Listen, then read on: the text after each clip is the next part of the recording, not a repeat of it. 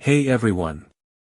Today, let's talk about why cleaning your AppData Temp folder in Windows is so important. Over time, this folder fills up with temporary files, cache, and leftover data from your apps.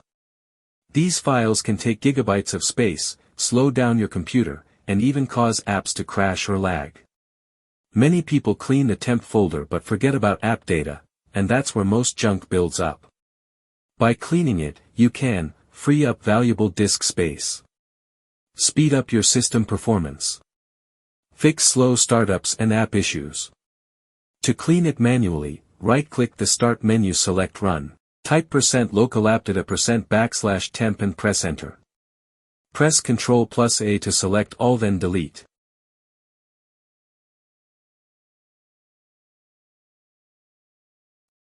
If some files can't be deleted, just click Skip. They're being used by running apps. To set it to delete automatically, go to Settings, then System. Click on Storage. Here you set up the auto-deleting temp files.